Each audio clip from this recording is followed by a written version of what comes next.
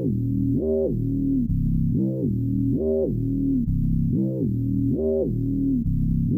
some candy? I have come here to chew bubblegum and kick ass.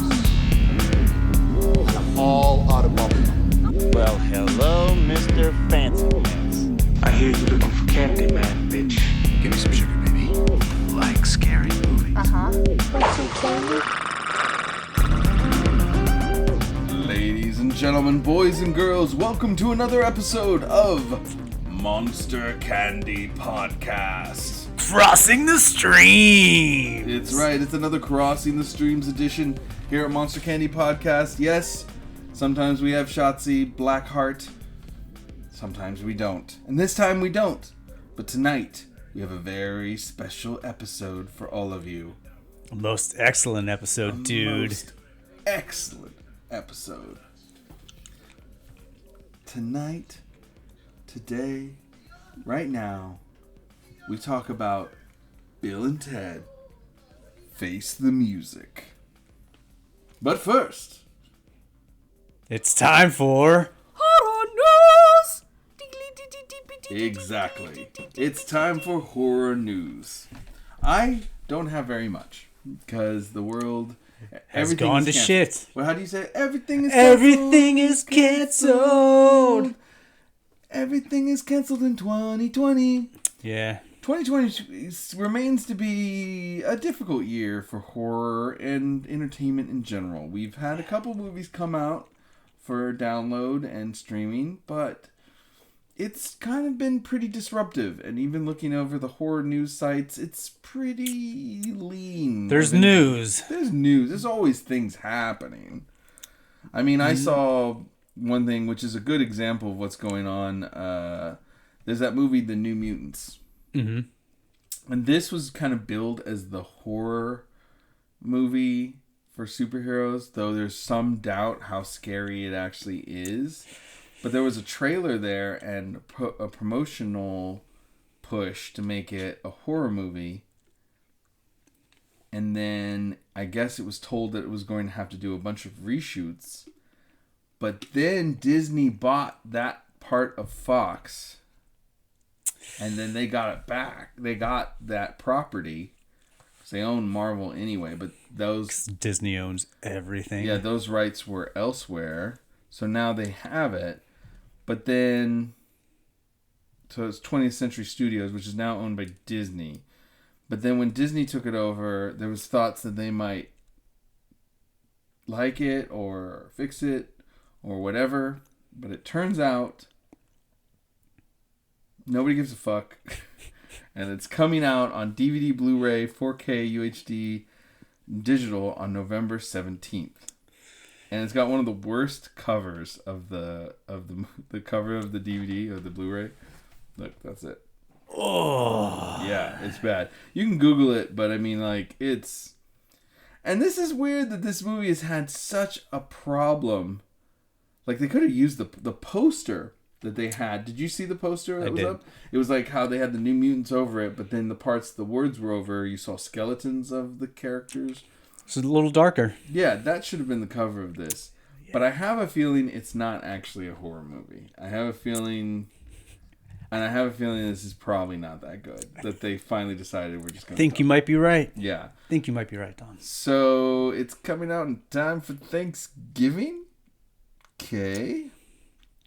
Nothing needs to make sense. But supposedly it came out. I don't understand because it says I saw one article that said that the 20th Century Studios scared up $42 million at the worldwide box office for this movie. But I don't know what theaters had it playing. I don't know what theaters are open where you guys live. I know theaters are kind of opening up now, but I mean I guess they've been open up in some places. But $42 million in theaters in 2020—that's the level we're working with here. But, yeah, I don't even know what to care about this movie, but I collected the New Mutants comics. Book. They weren't horror comic books. They were the X-Men kids, you know, they were the kids of the school and the team that they got formed. And I really enjoyed the comic. Like, when I was younger, I liked the comic. But I was a little surprised that it was a horror movie, especially when they started talking about that. But... whole movie sounds confusing, just like I just this think they year. might have dropped the ball on this one. they're like, hey, let's do this thing. Oh, maybe not. Whatever. Let's just do something with it. Yeah, people wanted to love this, and it's got a great cast, everybody. That's the crazy part. Like, Anya Taylor-Joy's in it. Anya Taylor-Joy. She's really great. Charlie Heaton. He's from Stranger Things. And then they have Maisie Williams from, I think I'm messing up her name. She's Scottish. Misie. Maisie? Sure. Maisie? Yes. Yeah, see, you're no help at all. I mangle people's names every episode of the show. And You're correct. Anyway, she plays in it. You would recognize her as Arya Stark from Lord of the Rings. Close. But yeah, there it is. So the New Mutants is supposedly a horror movie, but I think it's probably not a horror movie. So I don't know how exciting that is, but it's coming out on DVD, Blu-ray, and digital. It'll be something. At least there's that, right? Well, let's talk about it when it comes out. I'll definitely watch it, and if it's really good or really bad, we'll do an episode on it. If not, we'll just pretend it didn't exist. Just like this year. Yeah, this year. This year has been the longest decade ever. Dude, this has been... I mean, I know there's plenty of podcasts for people to listen to that can talk about everything about this year. But it has been really... I mean, it has been just... awesome. Fucking something. Like, people will talk about this year for the rest of our lives. This will be studied. This year will be talked about. Like, oh, you lived through 2020. What was it like? Just wait till 2021. C-Lab. That's what's going on. Yeah, right? There you go, C-Lab. Dude, it just doesn't... I mean, it's just crazy. I'm still waiting for the aliens. We've gotten a little bit I want by Christmas. A little bit of aliens. I want by Christmas, I want full-blown alien shit happening. I need it. I mean, I gotta say, like, I don't know. I mean, remember the pumpkin spice terror sky that the Bay Area had? Do you woke up? We live in the East Bay, across the water from San Francisco, and not that long ago, 3 weeks ago, we woke up to literally a pumpkin orange sky. It looked like Blade Runner. Mars. Yeah, it was crazy for a whole day. Later in the day, it became more of a bruised yellow. Like it was more yellowish, but it was like a weird color all day. It was creepy. It's creepy. I was like, what the fuck is going on? Because I woke up at like 6 a.m. and I'm like, ugh. Went back to bed 7. It still was weird ass dawn. I'm like, whatever, man. I don't know. And then by the time I got up at like 8:30, I'm like, this is strange. Yeah, I was lying in bed and I had my blackout curtains just slightly open, and I look out and I see bright orange in the sky, and I was like, what the fuck? And I look out and I'm all, what the hell? Yeah. But now I know what happens to all the people in Marvel superhero movies when aliens are attacking or some weird shit's happening. You know what they do? They go, well, I guess we're probably going to die, and they get up and go to work, because that's what everybody in the Bay Area did. Yep. That's what I did, and then I flew out that night, or the next day. Oh, that's when you left? Yeah. Like, fuck this, bye. See ya. Deuces. So crazy. So crazy. Like, this year has just been one thing after another. And it's not enough to have to do the shelter in place and deal with the pandemic and all the masks that you have to wear. But it's another thing when then the air is poisoned because of smoke from fires. Because the orange pumpkin sky, just for people listening who didn't hear about this, apparently it was a weird event where there was no wind and fog came in, and then smoke went on top of the fog, and that orange was created from the sun going through smoke and fog, and then it not moving all day. So it just was this perfect set of events to create this effect that didn't move on.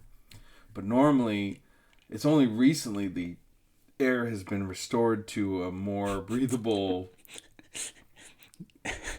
A slightly less toxic Yeah. version of its former self. Right, and we're just, it's getting better now, but it's really rough. And it's only now just getting back to normal where we can breathe. When enough fires have Who needs air? Yeah. And it's like Yeah, this year's so much fucked. of California has burned down. I mean, California will be fine. The forest will be fine. Most of the redwoods didn't burn down. You can burn the outside of them. They're kind of fire resistant. In fact, they need fire to reproduce. So in a couple years, the forests are going to look amazing. And honestly, we have to do controlled burning to actually keep them from burning down. It's just that nobody ever wanted to do that. All these people move into California and don't want any fires near them. And they're a beautiful property. But the fact is, that's how it works. That's how we keep this from happening. But it's getting hotter and, 2020, the board game. Yeah. Somebody told me, try not to think of this as the hottest summer on record in California. Think of it as the coolest summer of the next 100 years. Yeah, I guess you could do that. Yeah. We'll see. I mean, I won't be here anyway, so I don't fucking care. What, you leaving California? No, I mean, finally give it up? in 100 years, Yeah. yeah, I might. still be here in 100 years. It's possible. I could see it. That would be just the kind of thing that would happen to me. You live forever. Yep. Who wants to live forever? I'll just be going fighting people for the quickening. Yes, there can be only one. There could be if we had to fight each other for the quickening. There can be only one. McLeod. Yeah, that's what happened to Shotzi. We Highlanded her. Yeah, We cut off her head and we got her quickening. we did. Nah, she's wrestling in Florida. I didn't even introduce ourselves. Well, if you haven't figured out, my name's Dominic. I'm from the band Tsunami Bomb, the podcast 3 Gigs. And this is Screamin E from the Memphis Murder Men. Yeah, buddy. Yeah. So, if you don't know who we are, normally we have Shotzi Blackheart here if this is your first episode. But she wrestles for WWE, NXT, and couldn't be here. Yes. In fact, she's hosting. She is. That is. We'll lead off with that horror news. Yeah, that's horror news because it's Shotzi. So, October 28th, Yeah? Halloween Havoc, bringing it back. Really? And the ghoul of the hour will be Shotzi Blackheart. I can't believe that's happened. That's so Yeah. exciting. Well, she is the perfect host for that type of event. So, Yeah. No, she is a horror hostess with the mostest. yeah, so that'll be cool. Yeah. She'll get to Is that live a out her. pay-per-view event? Yeah. And get to live out her. I've never paid for wrestling, but Shotzi's making it hard not to. It's hard when your friend is now involved and you're like, oh, am I going to pay for this? I guess maybe I could. And now she's hosting and I was like, damn it. Well, just come over here and we'll watch it and you won't have to pay. That's true. Yeah. So that'll be cool. She'll get to live out her dream as a horror host, which she had, But she's wanted horror to hosting do. wrestling, right? Yeah. Really. Yeah. I mean, it's, So that means she's not wrestling. right. She'll be, And well, then who knows? Who knows That's what's going true. on? That's true. I can see her. Shotzi in with the steel chair. Oh, No, but that's really a good sign of how, big she's getting over there. You know what I mean? They're pushing her. Yeah, they're putting her out in front of people, and I think people are really liking her. And I'm excited for her because she's getting to be herself. Yes. Well, yeah, herself on... Shotzi Blackheart is Shotzi at 10. Yeah. It's cranked up. Yes. That's They've- her. They've embraced her indie wrestling image. Yeah. Yeah. Which is good. It's Shotzi with a lot of sugar. Yeah. And she's just... Let's fucking do this, and Little less dry crackers, little less 'cause it's- dry crackers. TV and everything. She can behave. She doesn't actually swear that much. I mean, she does. I mean, not on TV. I think she can control herself on TV. Yes. She needs one of those made up words like The Rock used to do, so that she can say something that now then becomes lexicon after that. Dry crackers, man. Dry crackers. So she'll be doing that. So everyone watch out. October 28th, think it's a Wednesday. So Yeah. WWE NXT Halloween Havoc. Havoc. And there it is. Our friend Yep. is hosting a freaking wrestling show. That's crazy. I taught her well. That's amazing. I'm so happy for her. So there's some horror news. What else we got? All right. If you are in and or around the Indianapolis, Las Vegas, was it Chicago, and Atlanta, maybe? Yes, Atlanta area.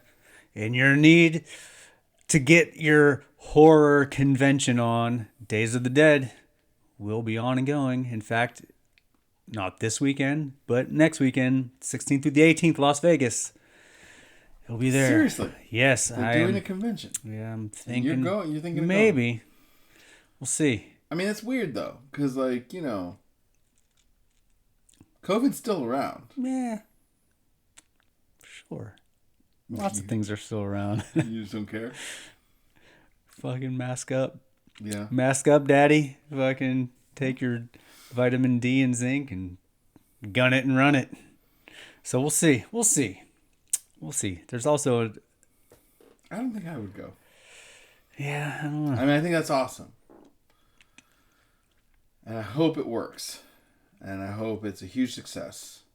But Well, it'll be interesting. yeah. One way or another. It's either going to go well or everyone's going to die. Some. Interesting. Okay. Yeah. All right. That's cool. That's awesome. So there is that. So yeah, if you're interested in going, go check out Las Vegas. It'll be in the the Plaza Hotel and Casino. Really? Yeah. Inside. Inside. Perfect. Yeah, buddy. Yeah, that's...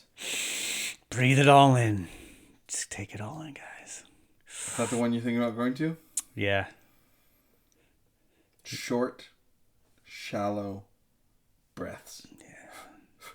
Don't you figure it's a horror con? At least half the people will already be in masks anyway. It might be horror. Yeah, It we'll might. see. Yeah. But, do I need anything? See, Joe Bob and Darcy are going to be there. She's actually the one who told me about it, Darcy the Mail Girl.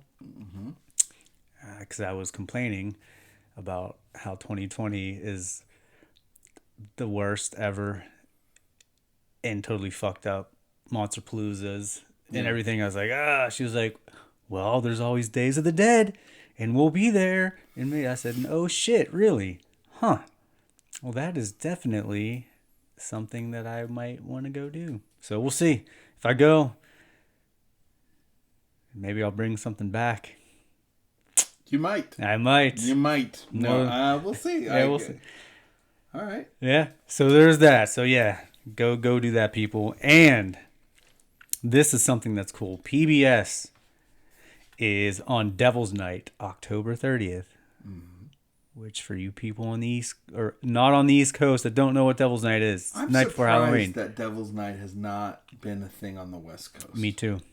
Because it seems like something the West Coast would be all about. I've tried my hardest to promote that I've been pushing it for years. since I've moved out here, but no, that hasn't. 2020 might be a rough time to start that. I mean, every night is Devil's Night, apparently. Yeah, it's been in 2020. So yeah, they're doing a history of zombies documentary on PBS. So it'll go through the whole history, people's fucking anxieties about it and all that. So that should be pretty cool.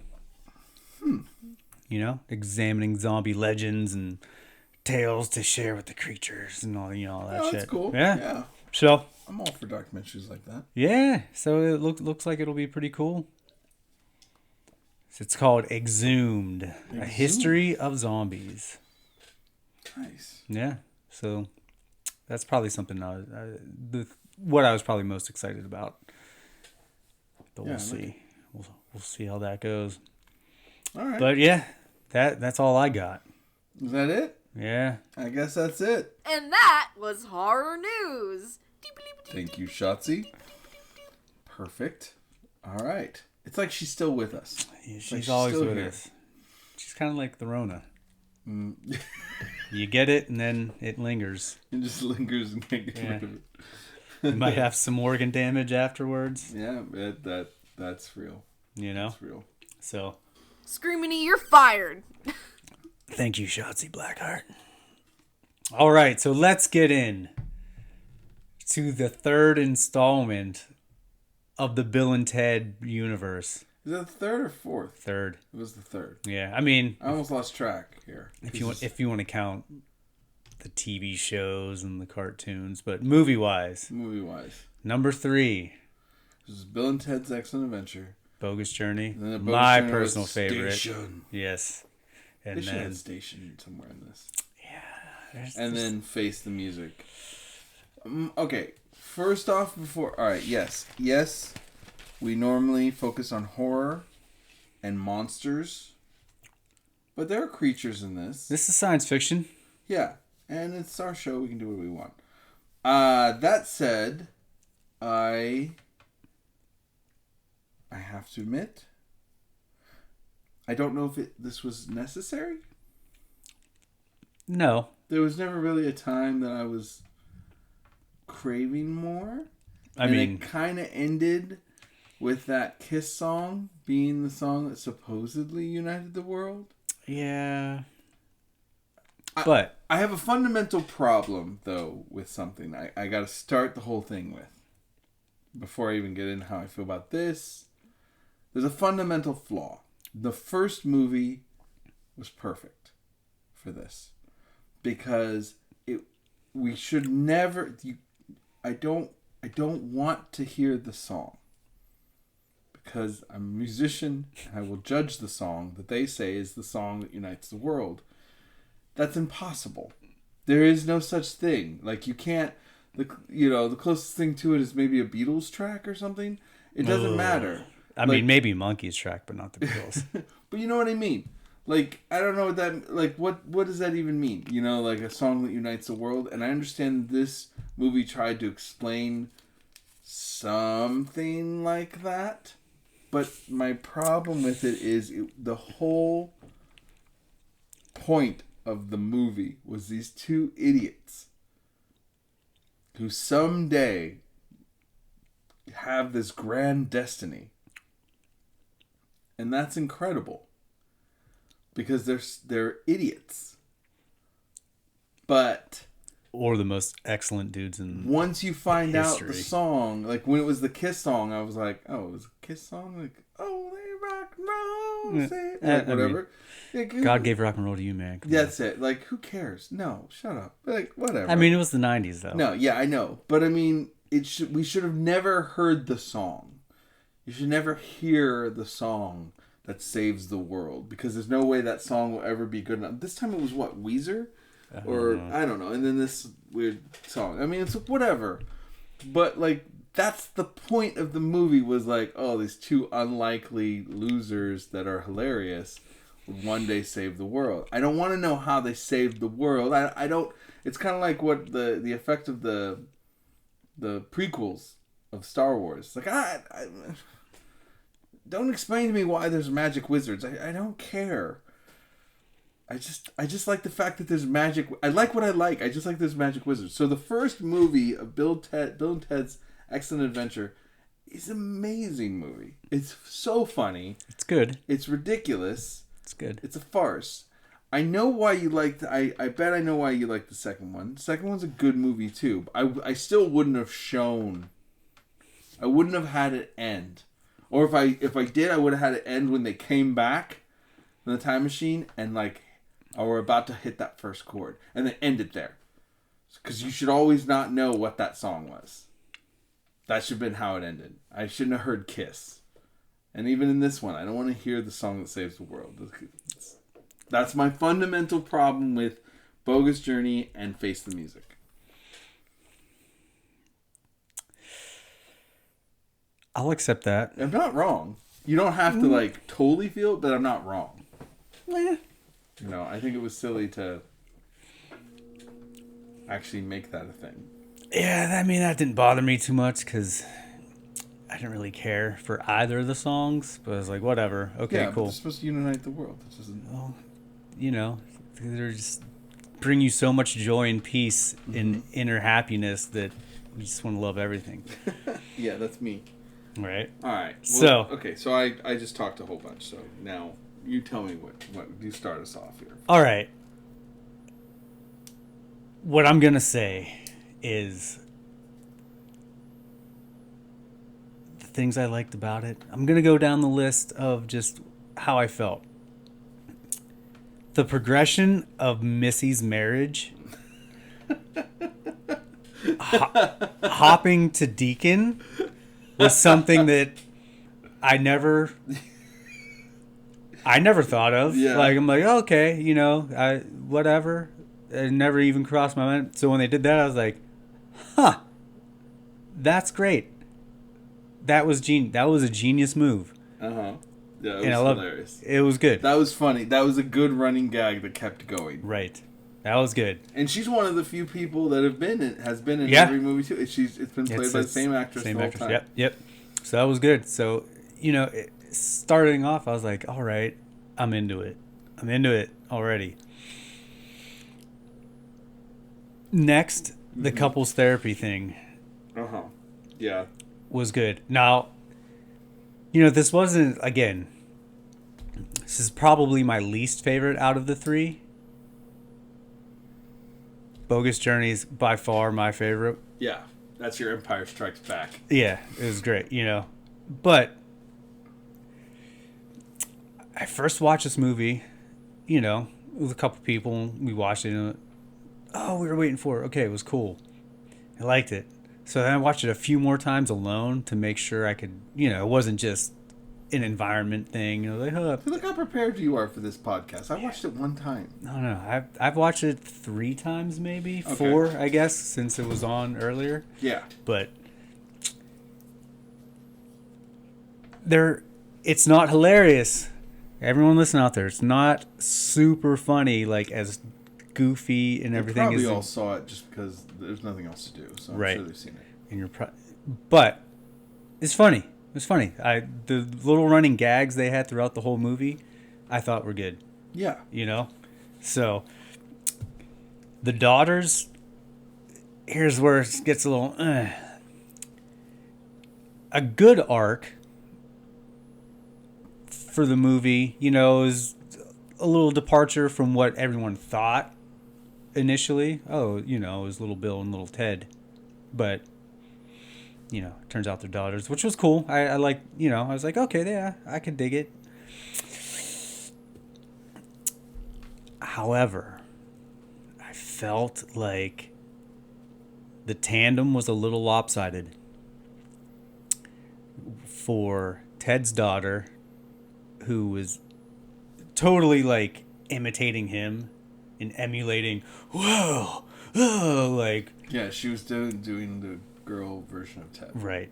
Whereas Bill's daughter was not. Yeah. And for me, I was like, that's a little weird. If one's going to be like really going for it, And one. is kind of not. I Yeah, mean, she just wasn't. Yeah. she wasn't like, whoa, dude. Like, it was She's just more like smarter. a, Samara Weaving. Is Right, who right. It is, and I actually like Samara Weaving Yeah. a lot. Even though, did you see the thing that showed all the blonde actresses in Hollywood that look almost exactly alike? She's one of them, and it's crazy. her and Margot Robbie. Margot Robbie and Jamie King, and there's like a bunch. Jamie Press.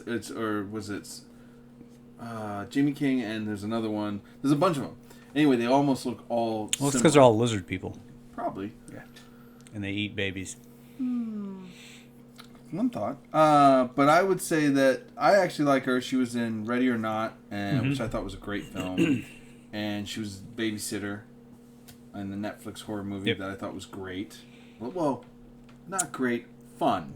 I thought it was a lot of fun. Yeah. I haven't seen the sequel yet, but yeah, it was fun. So it was kind of cool to see her. Apparently, she got the role in this movie after Keanu Reeves found out she was the niece of Hugo Weaving from The Matrix, Mr. Anderson. You'd also know him as he was also Elrond in Lord of the Rings. He's played a lot of cool stuff. Remember, 5th of November. He was in what's that movie called? V for Vendetta. V for Vendetta.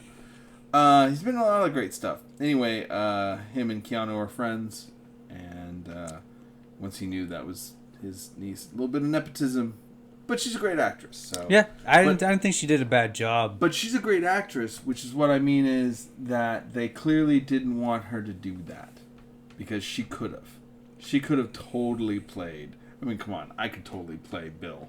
You know, it's like you could, like, anybody could do Bill and Ted. You know, it's Right. like they're not. These are the least hard parts to act out.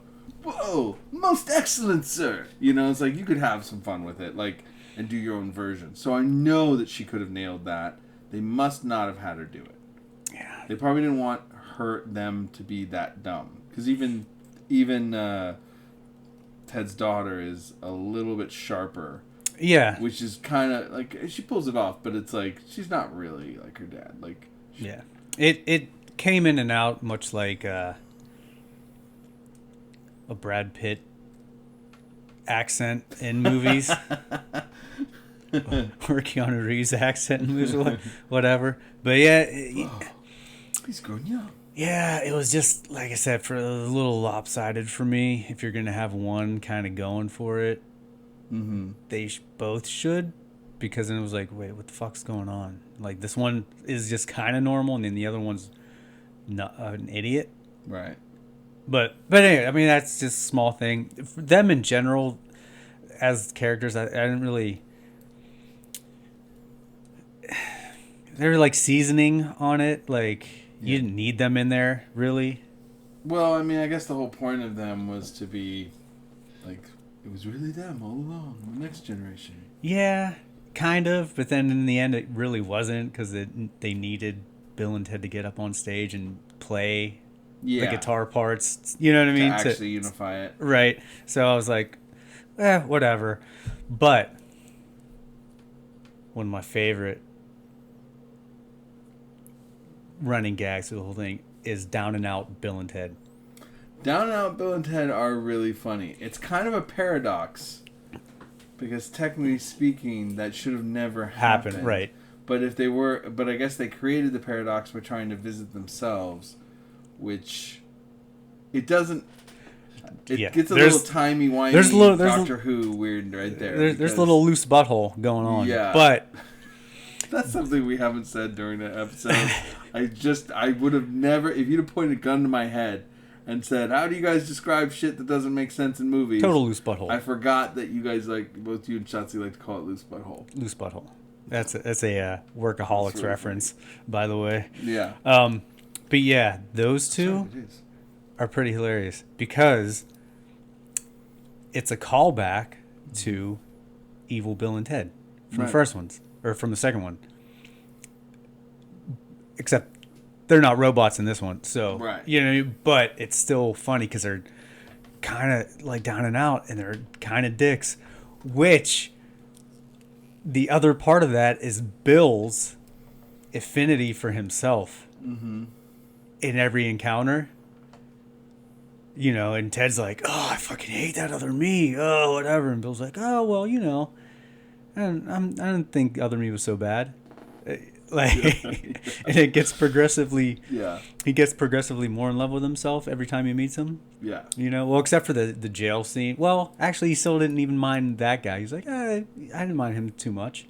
Yeah. But by the end, when he meets old Bill, they're very close. They're just very close. So, a lot of self-love going on there, but I like that. It was great. The only weird part I had with it was that it's a paradox, because they keep meeting themselves along this path, but the old version of themselves were themselves in their timeline. Right. I guess there's an argument there logically that maybe something their daughters were doing changed everything, but like the or not. Yeah, it wasn't. By the time they got to old Bill and Ted, that was actually them, the them they were looking for. not the alternate timeline them that lost the princesses and their wives and everybody. But I will say something about this movie. It really captured musicians, washed up musicians. Yes. It captured washed up musicians really well. Right. Because we all, I mean, as somebody who restarted my old band and brought it back from the dead, like, we're all, there is a little bit of pathetic, like, even trying, like, I've met musicians like this who think they were supposed to be big, or were big at one point, and then just still chasing that, man. Way long after, it's like, make music for yourself, man. Just make it for yourself. It's all okay. And they're just like, like bringing in all sorts of weird stuff. Most often, here's a little side tip. Most often, it's because it's a great instrument, so it's totally unfair. But the theremin gets brought in as people age. Horns, extra percussion. Just anything. You start seeing these things creep into people's music. I mean, anybody's, even ones who are still good. Like, watch Cyndi Lauper's show now. Like, she's got a lot of instrumentation going on there and versions of her songs that are like, yeah, okay. I mean, you know, you're in your 60s. I imagine you don't have to make it exactly the same. And she's still nailing all those notes. That woman is amazing. I'm not saying it's not an entertaining show, but if you watch YouTube, you can definitely see older musician adding stuff, making it weird, trying to change it up. Trying not to be bored. Yeah, trying not to be bored. Like, there was a certain amount of, like, and when I saw them bring out the weird instruments and, like, doing samples and looping, yeah. And, like, the breathing,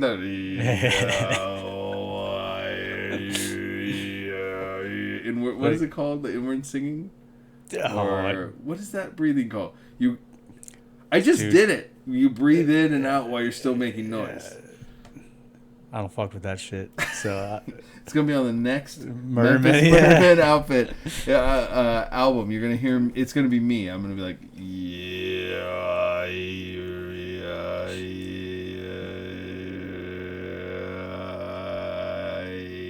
I can keep going. And that'll be just the track. Yeah. I'm into it. Yeah. I'm into it, man. Yeah. No, that was pretty accurate. It was a pretty accurate description of where things can go and where they often do.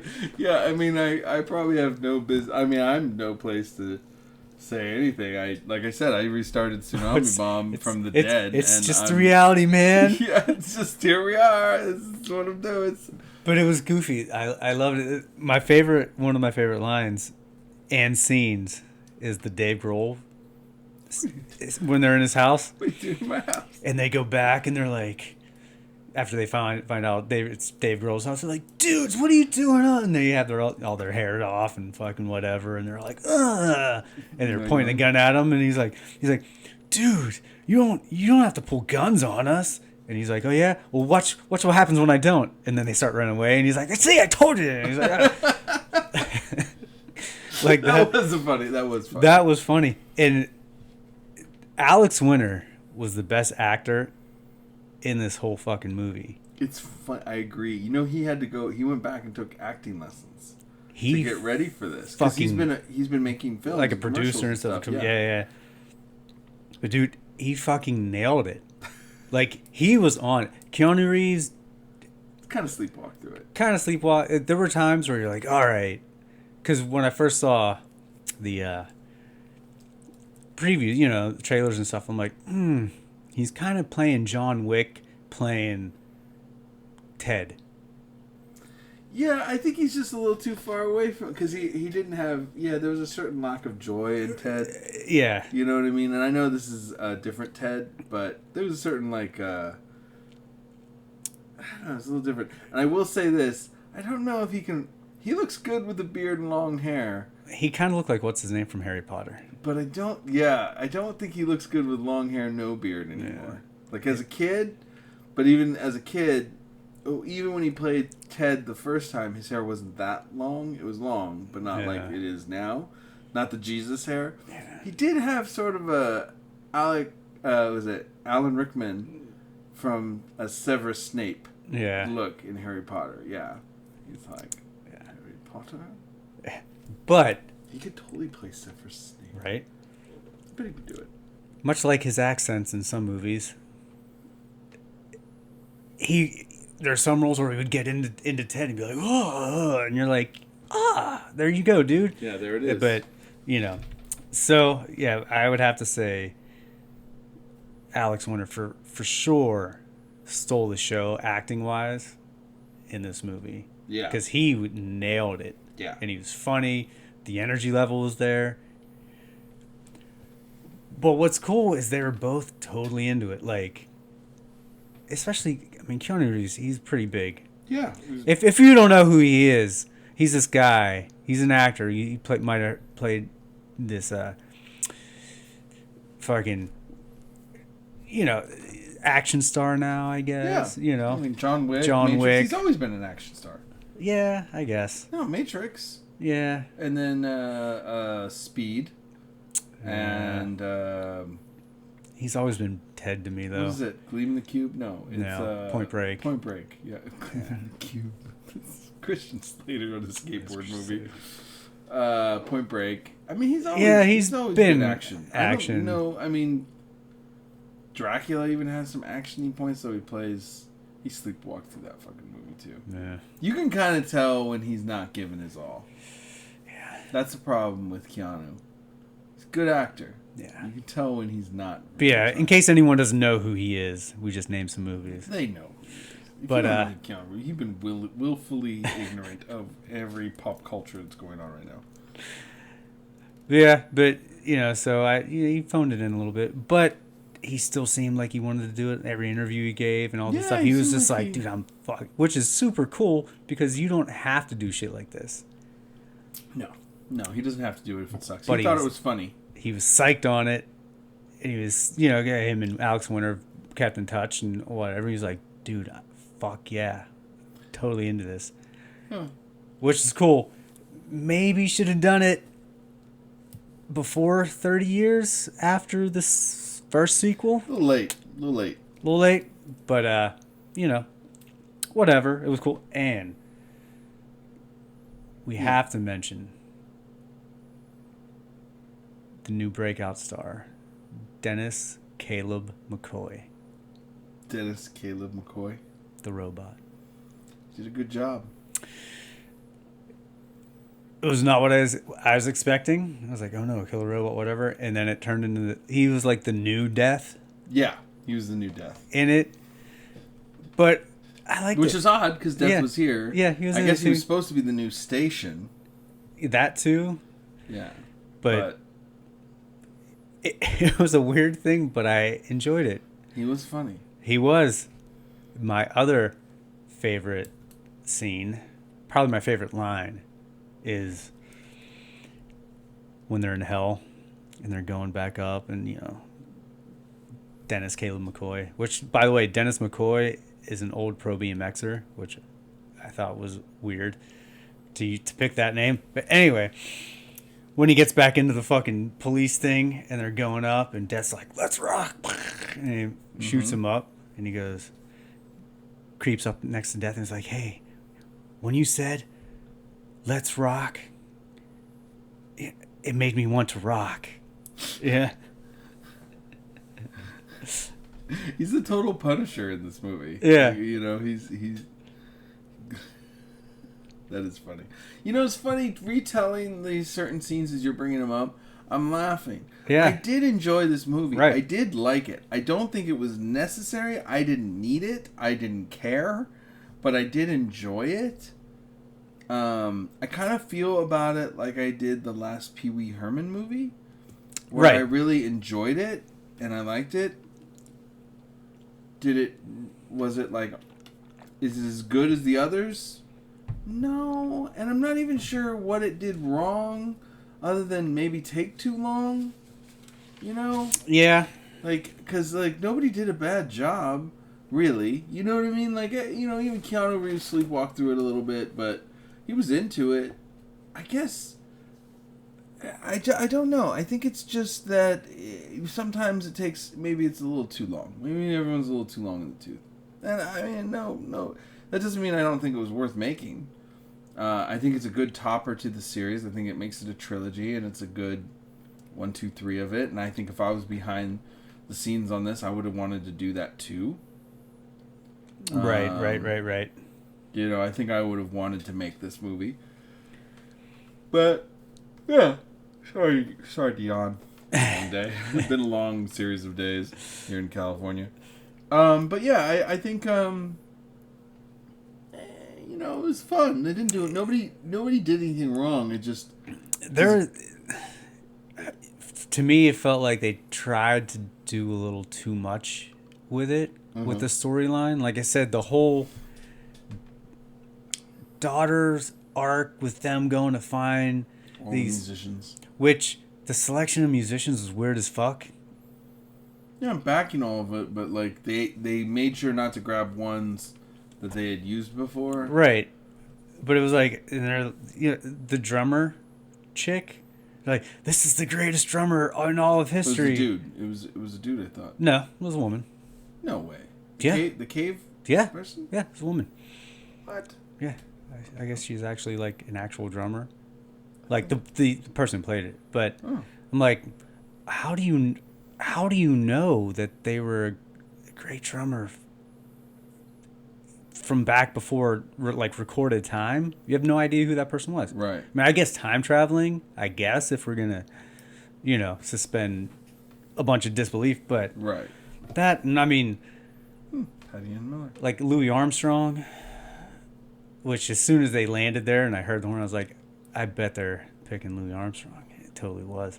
But I'm like, why wouldn't you just grab old Louis Armstrong? Like that part where they Yeah. take him to Jimi Hendrix and he's like, Louis Armstrong's like 60. I'm like, but I guess it was for comedic purposes, where she's like, what? I told you we should have grabbed old, like whatever. But I'm like, I also don't want to point out the obvious here, but they had Dave Grohl, yeah. who is a fantastic drummer.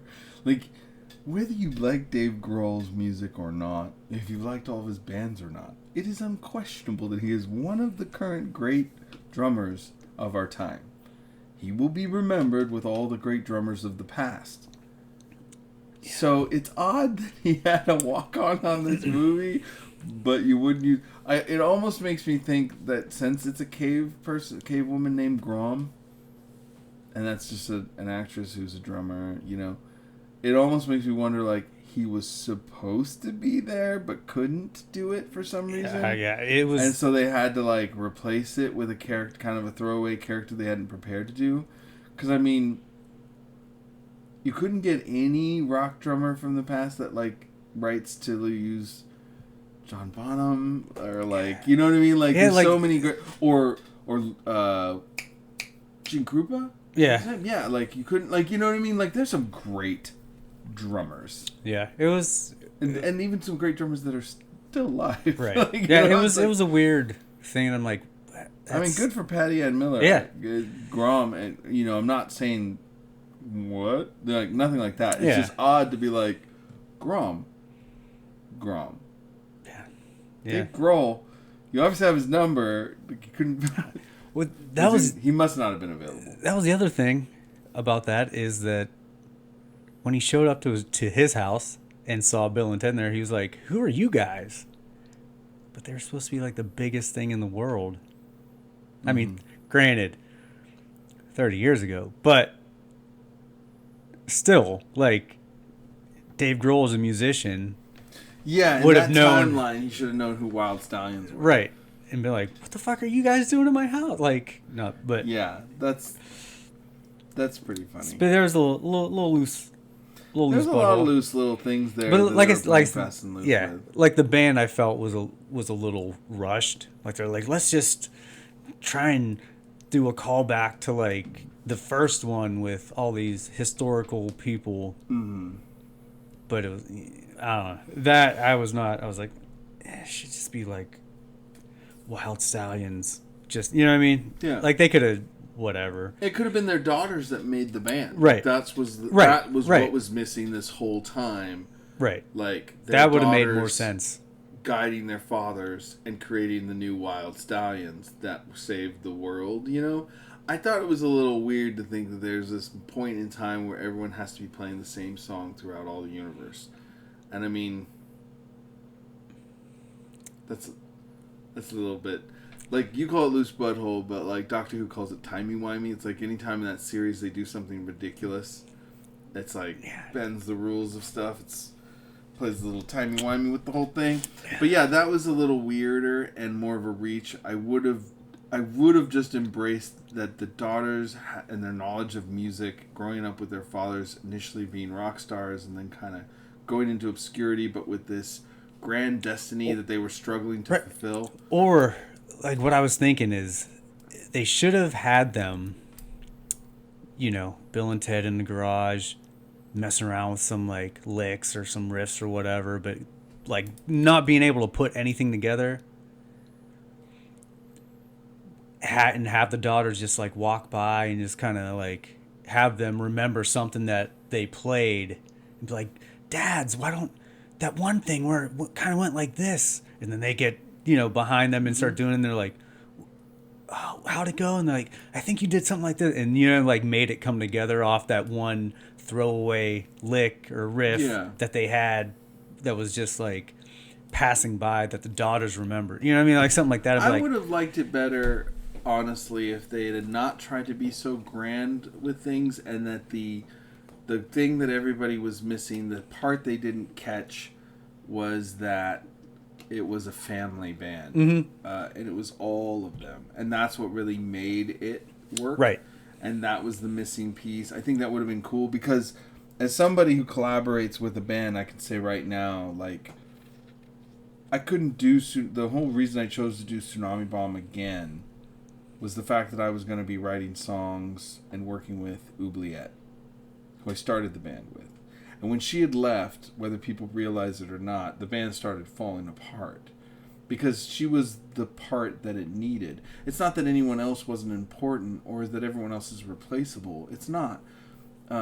Gabe, our drummer, is like almost as important as that, because it's just not the same without him. But he makes every band sound good that he's in. But like, Oubliette is a writing partner for me.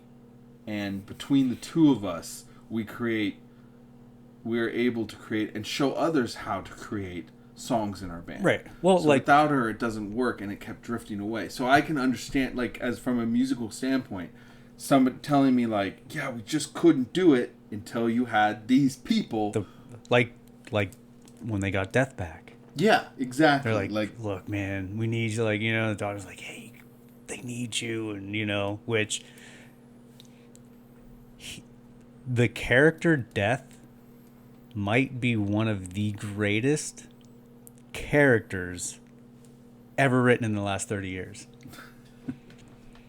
He's pretty funny. Like, I mean, I did like the fact he's like, he just wanted like a 20-minute bass solo or something like that. It was something ridiculous. He's like, it would have worked. Like, well, you know, when he says like, hey man, it was cool but when you said let's rock, and because it made me want to rock, and then he goes, look, you don't just get to rock. You got to, you know, you have to earn the right to rock, like whatever. And he like lets him know, like, man, you just can't just rock, man. Like, you gotta earn that shit.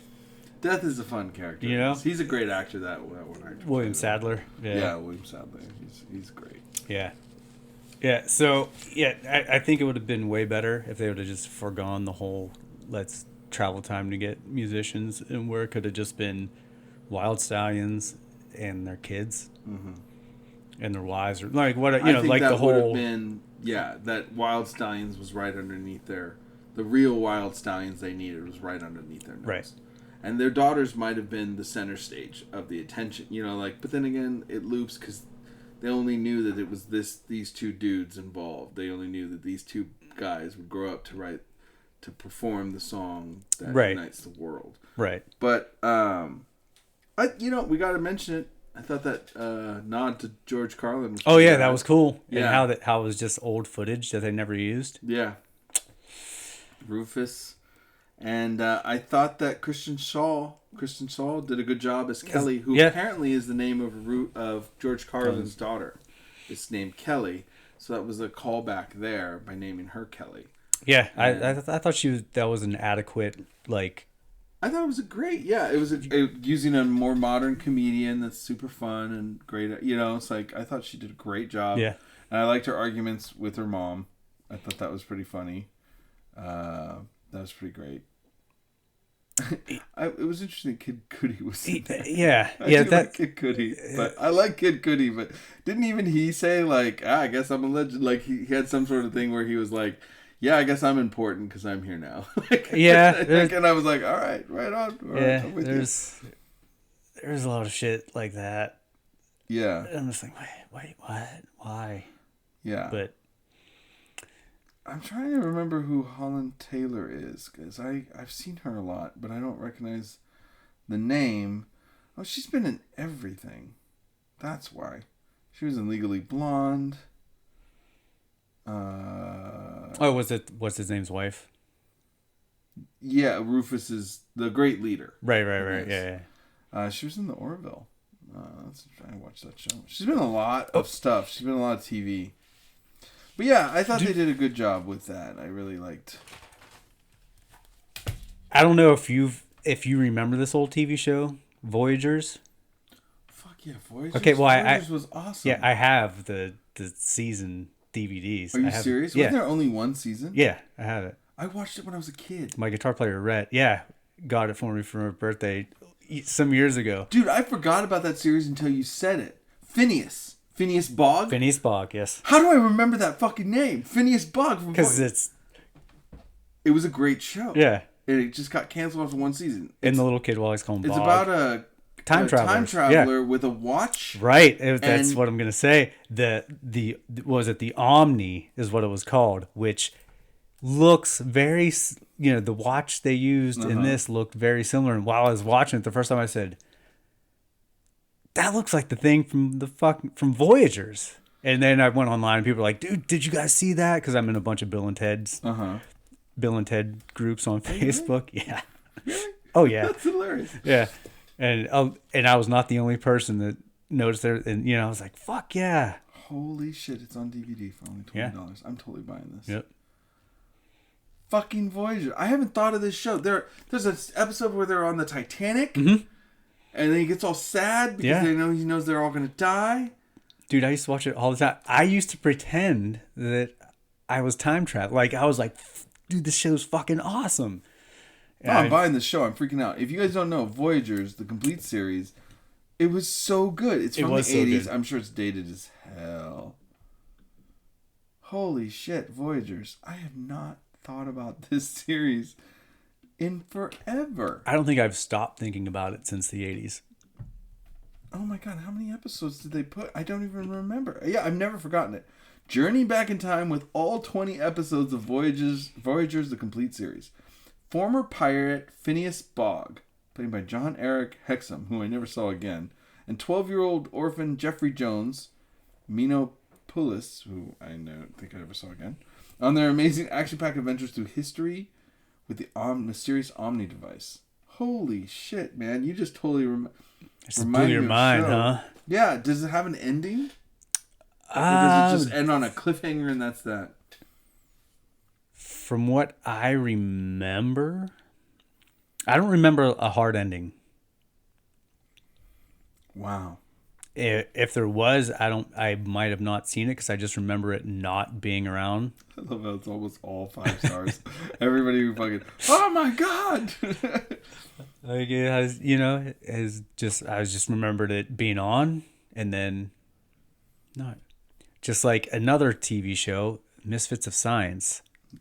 Yeah, that's a good one. Courtney Love's one of her first roles was on there. I used to like that show. That's hilarious. I remember Mr. Johnny Science. Rock and Roll. Yeah. Yeah. Shot lightning out of his hands. Wow. Okay. Yeah. Did you know that there was a show on TV? I might have talked about this before. Have I ever told you about Tales of the Gold Monkey? No.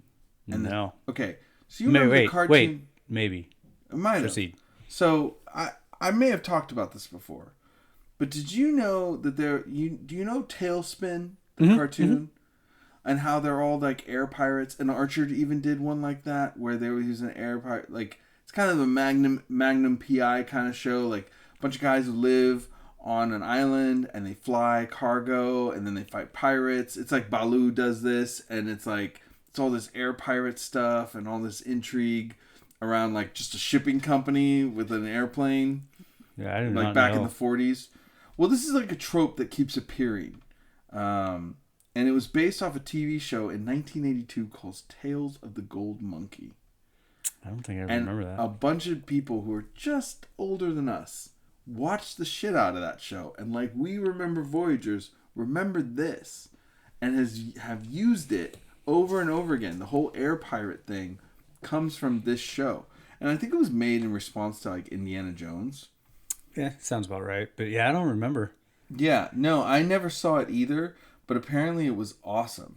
And it was just like, if you look at it, it's totally Tailspin. The whole bit, airplane, the cast, the whole like types of people, like the whole thing. And apparently it was like a big deal for like 10 minutes. Is that the guy from Seventh Heaven? Is it the guy from Seventh Heaven? I don't know. The dad?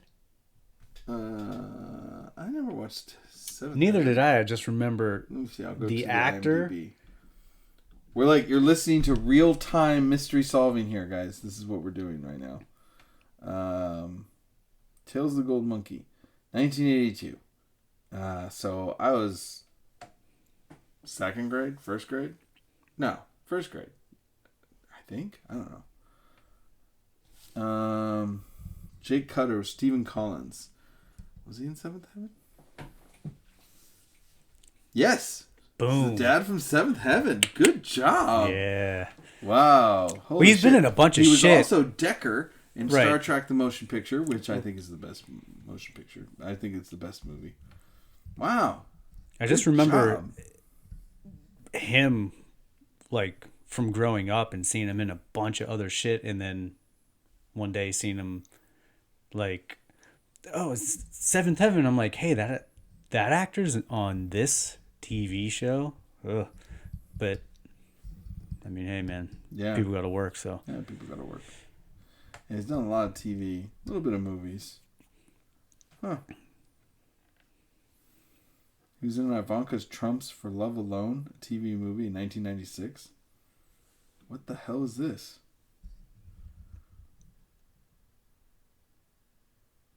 What? False. Okay, I'm in an IMDb hole here. I gotta stop. This is weird.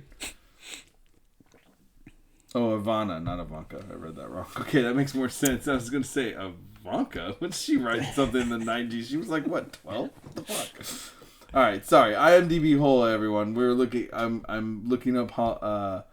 Looking up Stephen Collins' IMDb page and reacting to it. He was great as Decker. yeah. Didn't he get 1979. arrested for like Probably. like some child shit? What? No. Yeah, I don't know. Yeah, Actually. well, we're gonna find out. All right, hold on. It could have been somebody else from another TV show. I mean, who isn't getting arrested for that shit? But Hopefully, in Hollywood, everybody. other people. Are we gonna? I should cut this whole section out of the podcast. Hell Nobody no, else keep it cares in. They'll about be like, fuck yeah. Sexual misconduct with multiple minors. Jesus Christ! His career ended in 2014. New York Police Department investigating after audio tape leaked to the media revealed a male voice, reportedly that of Collins, admitting to past sexual abuse of a minor under the age of 14. Oh my God. See, I knew there was some shit. Because I remember it being pretty big because I guess Seventh Heaven was like a churchy type show or something about God or whatever. Wow. I guess he had also received a claim in 2012 for 40 years earlier regarding sexual abuse.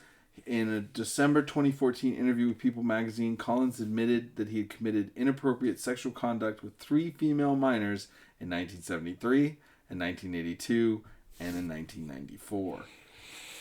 Well, there you go. Woof. Yeah. I knew there was some crazy shit having to deal with him and that show because it was such a like a wholesome churchy show that when that shit came out, it was like, the dad from Seventh Heaven. Wow, I didn't watch Seventh Heaven. Or anything, Neither so. did I, but I just remember it being some religious, had something to do with religion, I think.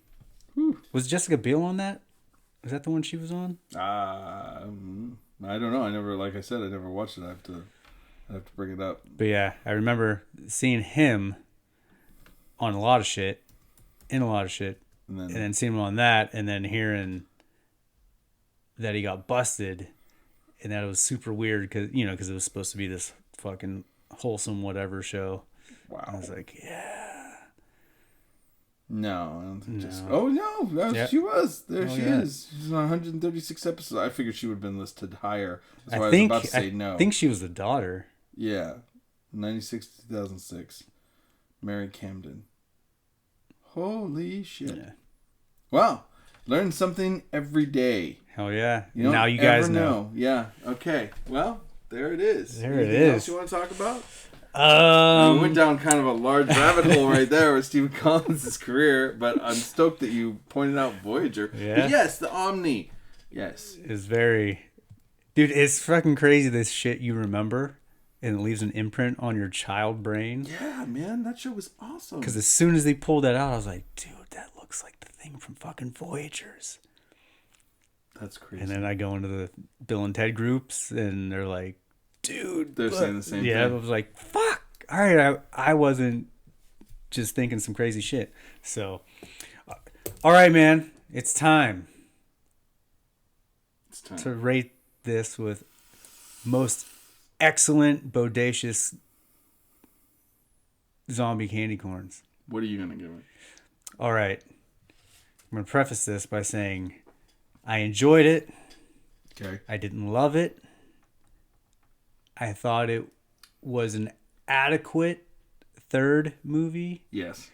for waiting as long as they did. My Yes. one friend who was like, that was a pile of shit. They shouldn't have even made it. Blah, blah. And I'm like, it had funny parts in it. You I know? wouldn't call it a pile of shit. Yeah. I wouldn't be that harsh. Like I said, when I watched it over again a few times, just to make sure why I wasn't being influenced by anyone that was around me or just being there with more than not by myself watching it.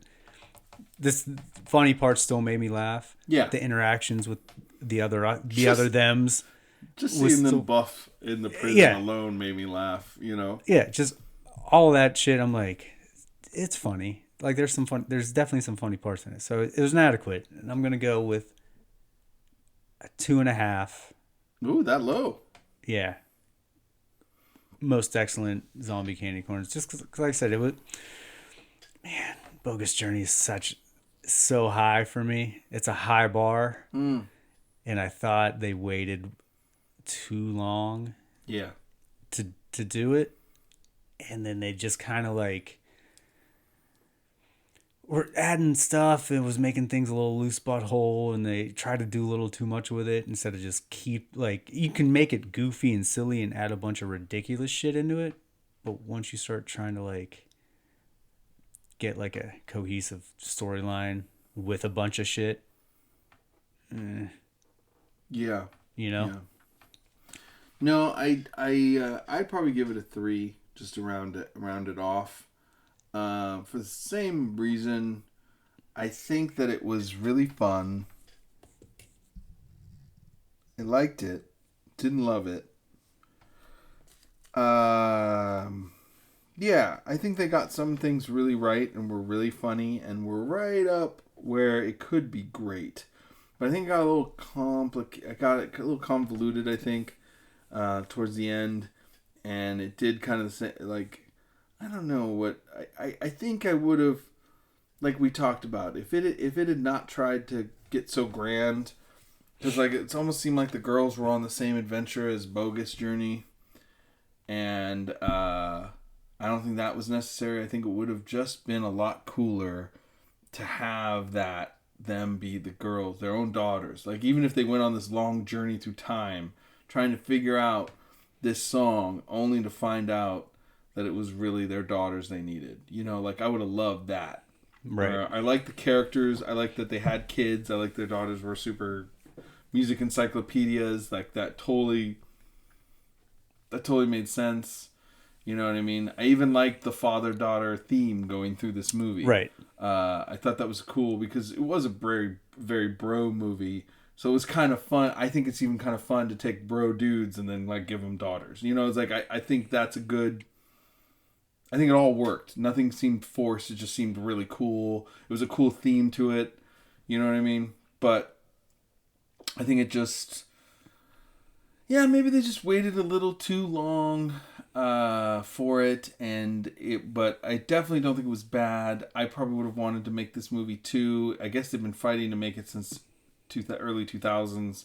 So you fight that long, maybe you just finally you're just like, no, I'm gonna keep going. I enjoyed it. 3 most excellent zombie candy corn esquires. For this one, and I feel like it's solid. It's a solid 3. It's not a bad 3. I don't think anyone's gonna walk away with this pissed, except your friend. Yeah, I don't know what they expected. Like, yeah, there's a certain point I go, and no offense to people who like I hated it, like, but I don't know what you expected out of this. My standards were so low. Yeah, it's my Bill and expectations Ted. are super low for it. I'm like, it's Bill and Ted all as right, adults. let's see how this goes. Yeah, it was what pretty do you much expect? me going into it. I mean, I enjoyed the Pee Wee Herman movie, and it was like, you know, like it didn't quite. It had the magic, and then it didn't have the magic at the same time. You know, it felt weird that it was this weird love story with that one actor, Joe Montana. But I mean, it was just sort of like same kind of thing where it's like, I love you, Pee Wee, but you might have waited too long with this. Yeah, you know, it's like, well, you know, he had some issues for a while. That were unfair, to be honest. Like, yeah. Upon reflection, not the worst thing in the world, and kind of weird that everyone made a big deal about it. I thought he was making a comeback back when he introduced the MTV Music Awards, and he was like, heard any good jokes lately? And I was like, I thought, okay, Pee Wee's back, and then he didn't come back, and I was like, oh, Pee Wee. But Pee Wee. But yeah, 3, man. Yeah. 2.5 and 3, I think, is pretty. Shotzi's in the same ballpark as us. Yeah. It's cool. Yeah. Wasn't in love with it, but it was entertaining. It wasn't unpleasant. No. I didn't even hear bad talk about this movie either. There was nothing to hate on. Yeah, no. I mean, I was able to watch it 3 times and be like, the funny things were still funny. Yeah. Anytime I watched it. So. Right. I think anyone who loves it, I would be like, you should watch the old ones again. Yeah, there's. The old ones are kind of great. There's some people in the groups that are like, oh my god, this thing is so fucking great. Really? And not that I comment because, you know, why argue with people on the internet? But I look at it and go, learned that halfway. Yeah, I look at it and go, was it? Yeah. Was it the greatest thing ever? No, I don't think so. I mean, but, you know, I want to see some more movies, but okay, that's fine. like, Good, right. you love it. What is it you do? Yeah. But so yeah, there you have it. One thing I'd like to say. Yeah. Thanks to bonus. This is Arno Core and Murder Men fan Gene Lancaster, who, in Monster Candy Podcast fan, who bought a shirt. Nice. And in return, decided to gift us 2 brand new board games, at least brand new to us, and unopened, of Friday the 13th, yes, Horror at Camp Crystal Lake, and The Shining. So you folks may see another live board game we should do that. video with one of these or both of these, since I've never played either. So yeah, no, we should totally do it. Gene, you're awesome. You are awesome, Gene. For getting him these. I can't wait to play them. They look really cool. I've been seeing a lot of games coming out with movie properties, which is pretty cool. We need a group of people for this. Yes. Friday the 13th, that needs at least 3. And actually, they both need 3. At least 3 to 6 for Friday the 13th, 3 to 5 for The Shining. Man, The Shining's, like, they both look good, but I gotta give props to The Shining art. Mm-hmm. Like, that's really cool. It makes use of the carpet in the hotel, and it looks just really cool. Something about it. Yeah. It's going. Thanks, Gene. You're Yeah, awesome. Gene, we're definitely going to do this with a live stream for sure. At some point here, we'll make an announcement. We'll just answer questions, talk to everybody, and stream it. Oh yeah, and it looks like we'll be getting Miss Blackheart back on for an episode. Ooh, soon. That'll be nice to have her. Yeah. Dun, dun, dun. Dun, dun, Just in dun. time for Halloween. Indeed. All right, perfect. Really cool. All right, fuckers. All right, this is it. Thank you guys so much for sitting with us as we talked about Bill and Ted Face the Music. And Seventh Heaven. And Seventh Heaven. And Voyagers. And Tales of the Gold Monkey. And Misfits of Science. And Board games. So, have a good one, guys. I guess we'll see you next time on Monster Candy Podcast. Excellent. Eat a Rufus.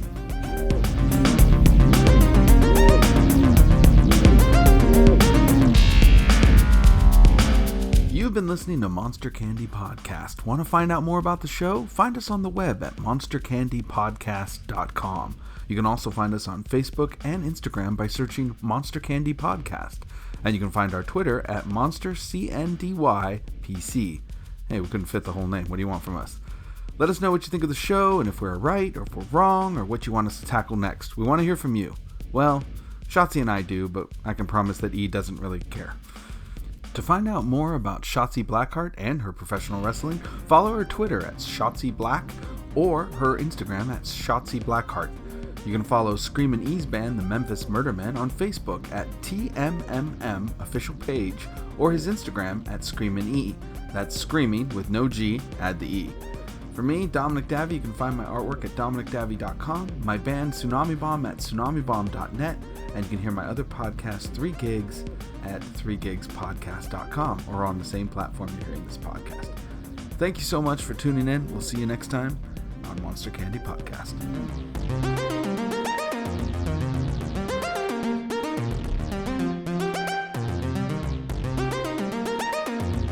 Suck my peanuts.